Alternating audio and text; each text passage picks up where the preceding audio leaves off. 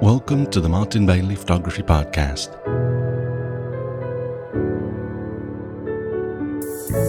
It's June 1, 2019, and this is episode 663.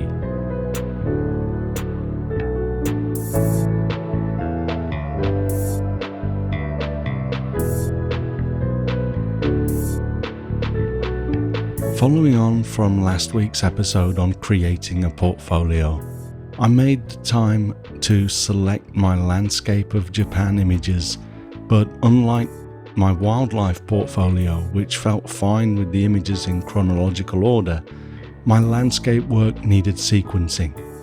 So today we're going to dive into some of my considerations when deciding on the order of the images in a portfolio. To give you just a little bit of background on the project before we move on, in last week's post I explained how I split away the landscape work from my Nature of Japan portfolio, and we created a Wildlife of Japan portfolio.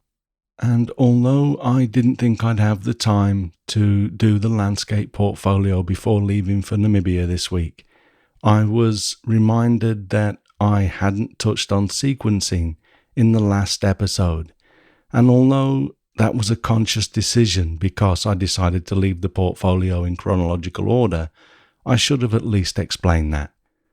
I also did not really have time to go into sequencing in the last episode, so breaking them away into separate posts was probably a good idea anyway.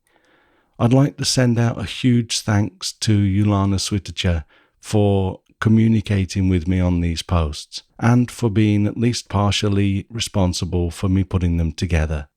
Yulana is a wonderful photographer with a beautiful website, so do check that out when you have some time.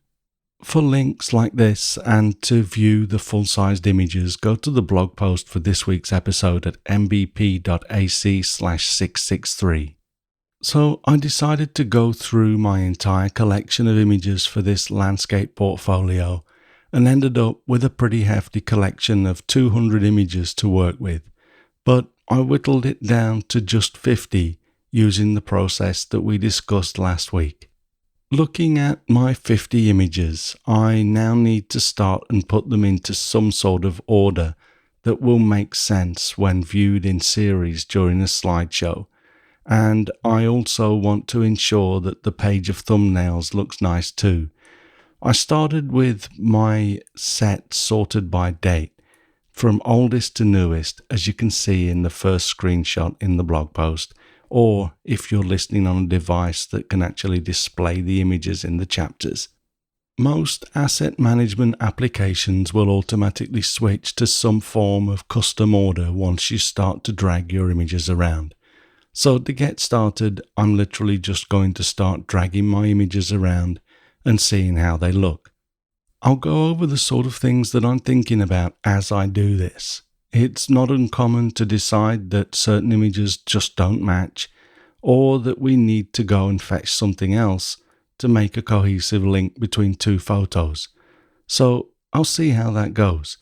I am hoping to not take the set to more than 50, but I don't mind removing a few if necessary. One of the first things you'll notice is that there are very few colour images. I did include a lot more of my fall colour work in my initial selection, but it really doesn't seem to fit. And even now, I'm not sure that the 4 brightly coloured images have a place in this portfolio, but we'll see how we get on with that too. For now, I have to decide on my strategy for placing these colour images amongst the black and white work. In the past, I've tried various things, such as interspersing the colour work alternating between colour and black and white, and also adding the work in pairs, 2 colour then 2 black and white images, and I liked both styles. For this set, I don't have enough images to do either of those things, so I think what I'll try is to let the colour build, then fade it out again. Also notice that my current selection only contains 2 portrait orientation images, and the rest are landscape orientation. I'm going to try using the 2 portrait orientation images as bookends, either side of the colour work. I also have one shot of the cranes in the river that is a colour image, but only a slightly warm tone, in an image that is close to black and white. So I've put that before the first bookend. This is basically saying to the viewer, here comes a bit of colour. Tentatively for now, I've put the main 10 colour images in the middle of that set, and that will then help break up the black and white work, almost giving the viewer a break with a splash of colour. I also struggled with the placement of the intentional camera movement trees in the snow shot. Although it's colour, it doesn't really fit the main set, and because it has some warm brown to beige tones, it could be used to ramp down outside the closing bookend. In fact, I also feel that the red in the Shinto gate shot with the splash of orange in the sky is perhaps also not colour enough to keep in between the bookends, so I'm going to put that before the winter persimmon fruit tree as well. What I also like to do is use a colour wheel to check the relationship between my colours after I've put the images into an order that looks pleasing to me. This isn't necessarily a science, but the relationship and flow or movement of the colour is important. Take a look at the images numbered 1 through 6 in this next screenshot that I've marked up a little, and added my colour samples on a colour wheel. Done in a Mac OS X program called Spectrum from the App Store that I absolutely love and use a lot. I'll walk you through my markup though, starting with the gradual introduction of colour before the opening bookend vertical image.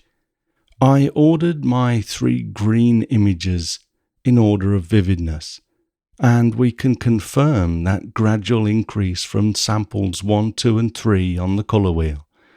Then we hop across from the colour of the foliage, which is already close to yellow, to the surprisingly close and therefore not so shocking leap to the neighbouring colour. The most jarring jump is from the orange fall foliage to the shocking blue waterfall. But if you look at the colours numbered 4 and 5 from these 2 images, we can see that they are close to being opposite each other on the colour wheel, making them contrasting colours, which we actually find quite pleasing to look at. So this shouldn't be as shocking a leap as you might expect. Many of you will recall the blue waterfall shot as the image that I used for the podcast artwork for a number of years in the early days. Some people think it's falsely too blue, but I assure you, that was the colour of the falls in the shaded gorge where the falls reside, literally moments before the day completely gave way to the night. If I run auto white balance on this shot, which usually neutralizes any false adjustments, the colour of the falls does not change. After the blue waterfall, there is another blue waterfall that is enhanced slightly, but the blue in that shot is again much less vivid, as you can see from sample number 6 on the colour wheel. I then use the second bookend vertical shot, which is actually a close-up of the waterfall from the image directly above it in the screenshot. There isn't a lot of colour in this image as well, so it's continuing to gradually ease us out of the colour group. And the predominant snow and almost white birch trees in the final colour image will ease us back into the world of black and white. The next thing that I did was decide on my opening and closing shots. For my opening image, I really want to use something strong and an indication to the viewer of the sort of images that they're going to see. It has to be something that almost represents my work, which is mostly winter landscapes. For now, I think I'm going to select the photo of what I conceitedly call Martin's tree, as it's my favourite tree in Hokkaido, but it's one of the few large trees up there that doesn't actually have a name. As a closing shot, I'm going to use my photo of the wooden jetty at the end of the day, partly because it was the end of the day and would therefore help to signify the end of the portfolio, but also because it's literally a dead end, as in if you were to walk off the end of it, all that's waiting for you is a deep, dark, cold lake. Let's just stop right there, if you know what I mean. Next, I'm going to start to look for groups of images and maybe also groups within those groups. For example, although they were taken in different years, I have 3 photos of tetrapods at one of the fishing ports that we visit on my Hokkaido winter landscape photography tour. So for now, I'm going to put them together. It's often difficult to know what to do with these sorts of groups, as in, do we break them up and drop a fishing boat shot in here and there, or do we do what we did with the colour images and group them together? Also, I could use the shot of the front of the line of boats to signify the start, and the line of boats from the back to signify the end. Or I could use the boat graveyard shots to finish, because it's literally the end of the road, or the sea in this case, for these boats. As with all of what I'm talking about here, these are the thought processes that I work through, and none of this is set in stone. By walking you through what I think about as I do this, I'm just hoping that it will help you to make better decisions or confirm that you're making similar decisions when you work on your own portfolio sequencing. I like the idea of the footprints leading towards the small boats in the snow as a leading shot for this group, and I have purposefully placed the big sky view of the boat graveyard between the 2 side shots. I think I'm going to switch the stormy sky shot for the sunny shot, as I prefer the story that things get better after the storm, and I'll then switch the 2 line of boats around. For me, I want to keep them in this order because that's the actual position of these 2 lines of boats, but story-wise, I think the back of the boats makes for a better finishing shot. The next thing I'll do is look at the direction of the elements in my shots and try to position them within the group based on this. For example, the starting image has the tree on the left and it's leading to the right. To counter that, I'm going to put my shot of the copse of trees in the snow because I think it balances out the first. It almost takes the energy of the first and stops it there for a moment. I have a lot of tree on hill shots, and believe me, I struggled to get down to just 3 similar images, with the tree about the same size on a snowy hill. Because they are similar, I want to keep them close, because if I have them too far apart, they are so similar that people would think they're the same image. If I put them in quickish succession, the more attentive viewer will still be able to remember the previous image and appreciate the difference, rather than closing the browser because they think they've looped back around to the beginning again. Keep in mind too that it's absolutely fine to change your mind. Try not to change it so often that you feel like a dog chasing its tail, but don't think that anything is set in stone. Even after you've posted a gallery online or printed out your portfolio, as long as it's loose leaf, you can change it at any time. If you are going to print a bound book, I would recommend running your selected sequence past a number of people before you place your order. But otherwise, stay flexible with this. I've already just changed my mind on something that I said just a few moments ago. I've decided to put the 3 lone tree shots every 3 images from the start of the set, so that means I need to get a second image between the first 2. So I'm choosing a straight-on shot of the line of trees.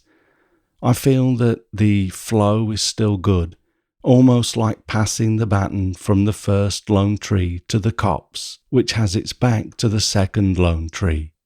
I then have 2 images of the same tree at Mount Asahi taken 3 years apart, with the first being a close-up shot from this year and the second showing the viewer a wider scene.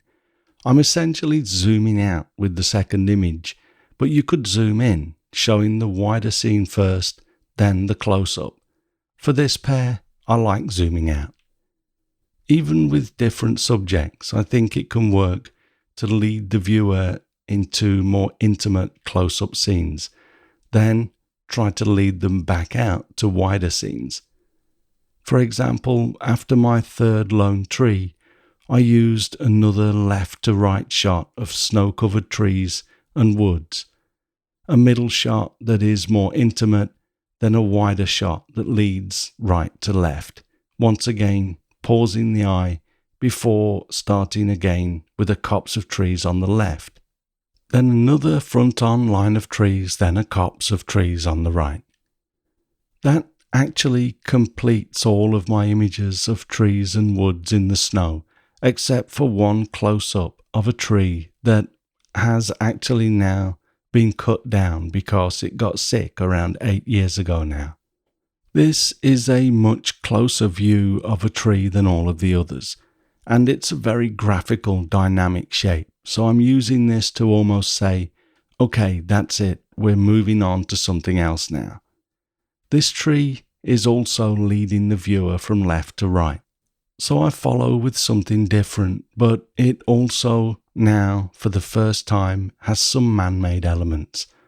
I'm basically saying, here's nature handing over to a bit of human intervention, with the avalanche barriers on the side of the hill in the northernmost city of Japan. I then placed another shot of man-made objects, the fish drying frames in the snow. This is a one-point perspective shot, leading the viewer's eye directly to the back of the shot, and for the attentive you'll notice a small patch of sea there. You may of course have to check out the larger image in the new portfolio gallery to see that. It will be linked under the portfolios menu at the top of the website by the time I finish this post. I will drop in another screenshot at this point though, so that you can see where we are after all that.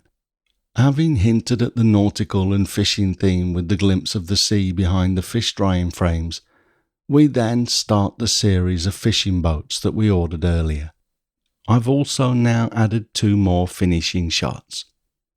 With the Ezo deer running across the snow as the sun drops closer to the horizon, causing the sunbeams to break through the clouds, and a northern red fox climbs a snow-covered hill close to dusk. These things may not be obvious to the viewer of a slideshow, for example, when each image is only on screen for 4 or 5 seconds, but I think they help to make the presentation feel more natural. At this point, I now need to find a home for around 5 more photographs. The stone jetty leading out to the sea, the third image from the left on the middle row in the last screenshot I shared, is kind of okay where it is, I guess. We could think of that as leading us back to the water, before the water in the next few images. I like that shot, but I'm close to removing it because I can't really find a convincing home for it in this set. The image after that of the snow pillows in the river is one of 3 images that was processed in Silver Efex Pro, and I have not yet reworked. If I'm going to leave that in, I will go and grab my original RAW file and process that in Capture One Pro for 2 reasons. Firstly, the toning of the current version is bluer than the rest of my work, with a slightly warmer tone by comparison, but the reality is that the rest of my work is completely neutral. I have already reworked about 10 of the other images that are older than 2016, which is when I jumped ship to Capture One Pro. I just feel that the image quality is better, and therefore I use opportunities like this to gradually update my archive.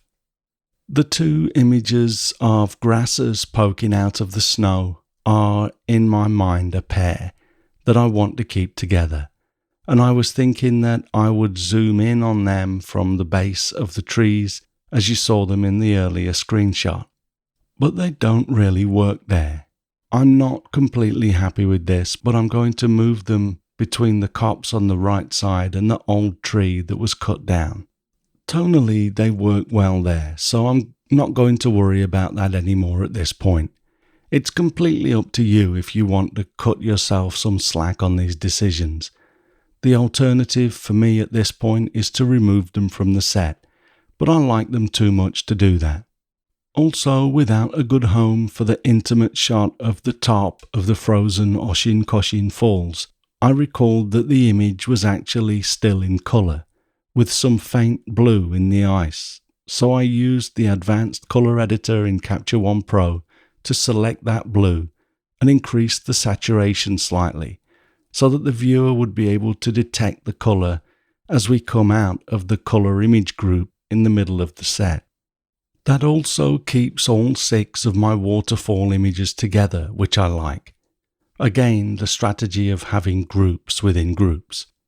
The vertical lines of the intentional camera movement shot of the birch trees also, to a degree, mirrors the vertical posts in the snow in the image that I've put next to that, and we are then led into my fishing port tetrapod shots. Then I placed my 2 other tetrapod shots, making that a group of 5. And I put the black and white rocks with the crashing wave shot from Okinawa after that. It was a scorching hot day when I shot that, but you can't really tell from the photos, so it feels fine there. I then have the wind farm shot with the stormy sky and the sunbeam shot, which is also quite dramatic, leading to the final sunbeam shot with the deer heading home, and then the fox heading home, then the evening jetty to finish. Phew, I think we've finally done it. To check, I sit back, grab a coffee, and watch the set through in slideshow mode, but the flow feels good to me. Here's one last screenshot of the set. In this final sequence, you'll notice that all of the lighter shots are at the start of the set. Then the images get gradually darker leading to the colour work, then gradually darker again towards the end. And that also feels very natural to me. Now, all that's left to do is ensure that I have all of the titles on the images, and I'll upload them to my website and create my portfolio gallery. Note that when I export my images, the order will not be kept, unless I append a 2-digit sequential number to all of the image file names during the export. I won't actually do that, instead opting to just reorder them in the next-gen gallery as I create my portfolio. It takes a bit of extra time, but I prefer to keep my original file names. Another thing that I'd like to touch on is the dilemma of whether or not to replace old images with new ones. It's really easy to want our latest work to be our best, and I've mentioned a number of times that I believe in general it should be. However, when looking at images for a portfolio, I really recommend that you select images based on the merit of each individual image. The only time I do not do this is if I'm looking for images that are to be printed very large. Although I found recently that my 30 megapixel EOS R images can be printed as large as my 50 megapixel images and actually look better, there are limits. There are also restrictions placed on us sometimes. I've had to find higher resolutions for clients when the images were going to be printed 5 meters wide, for example, because the originally selected images were just not high enough resolution. Although I didn't check this until now, I see that the oldest image in the set was made with a 22 megapixel camera, and that is still plenty for most print users, so there's nothing to worry about there. I would much rather select images that I feel are worthy of the portfolio over the recent ones that maybe aren't as good. The danger, of course, is that if the memory of creating your latest work is still fresh, you will likely favour that over older work even though it might not be as good. Because of this, it's also a good idea to try to make this kind of change at least 6 months or so after you've shot the images, although you can learn to remove these emotions much earlier as long as you're aware that they're coming into play. I should also mention the necessity to keep in mind that if you want to do a good job of your sequencing, make sure you give it the time it requires. Sequencing is not an afterthought or something you can do 10 minutes before you throw your images online. You can do it in your web gallery if you want, but I find it much easier to do this in my image editing software, as we've walked through together today. In terms of time though, this probably took me at least an hour of deliberation. Be prepared to give this a lot of thought. Also, just to reiterate that if you are going to be committing the order of your images in something like a printed and bound book, then by all means go through it with people that you trust and get a feel for their reaction. I'm pretty confident with my final flow here, but if when you view the gallery at a later time you find the images rearranged, it will be because I had a change of heart. Of course, over time I will add new images and remove others, so this may only be the current version until the fall of 2019 or sometime in 2020. Finally, if you're sitting there wondering, what about my portrait work or sports portfolios, etc.? All I'm doing here is sharing my thought process. I did not go online and research what I've just relayed to you and regurgitated it in my own words. These are the questions and answers that came to mind as I worked through my Landscape of Japan portfolio. What I want to encourage you to do is to adapt the things that I've covered to whatever the genre of your own portfolio is. But more importantly, I want to impress on you the importance of asking yourself questions, then finding the answers to those questions. Photographers have to be problem solvers in so many aspects of what we do. It's our ability to identify and then solve problems that makes us successful. If you find yourself always looking outwards for your answers, you may have a case of analysis paralysis that I talked about in episode 585. Of course, it's absolutely fine to confer with others and get advice. We don't have to work in a vacuum, but the more you can solve yourself, the more satisfying the process is. But if you still come up dry, by all means drop a comment into the post for this episode at mbp.ac/663. I'll be more than happy to help you if what I've provided isn't enough. Okay, so we'll wrap it up there for now.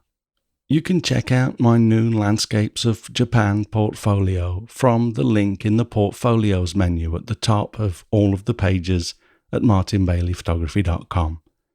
I'd like to once again thank Yulana for the conversation in the background that prompted these 2 episodes on creating and sequencing a portfolio.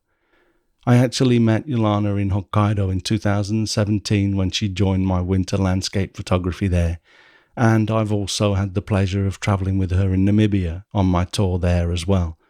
She's a very talented photographer and a lovely person, so do take the time to check out her work, and again the links are in the blog post for this episode. If you think you might like to join me on my Hokkaido winter landscape photography tour and workshop, on which I shot a lot of these images, check out the tour page at mbp.ac/HLPA. Right now, we have places for 2021, as the 2020 tour is sold out. If 2021 is full when you read this post or listen to this podcast, a future tour will be available, so check out the tours and workshops links in the menu at the top of every page on the website. Finally, please note that I will be releasing this the day that I leave for this year's Namibia tour, but I have only had time to prepare 1 additional episode for release while I'm away. I'll release that next week, and it's a great conversation with my friend Dom Komarechka about his amazing macro work. and just a generally geeky conversation, so please keep your eye out for that. After that, though, I will unfortunately have to skip a week until I get back from Namibia, but I will be back with some new work to share, so see you on the flip side. Thanks very much for listening today. If you enjoy this podcast, please share a link with your friends. Subscribe in iTunes or your favourite podcast program to ensure uninterrupted delivery. If you have a moment to rate the podcast or leave us a review in iTunes, that helps to keep us relevant in the huge number of podcasts out there now. You can find me on Instagram, Facebook, Twitter and LinkedIn, etc. And links to everything that I'm up to are at martinbaileyphotography.com, so do drop by and take a look. I'll be back after my Namibia tour, and I do hope you enjoy my conversation with Don in the meantime. You take care and have a great couple of weeks, whatever you're doing. Bye bye.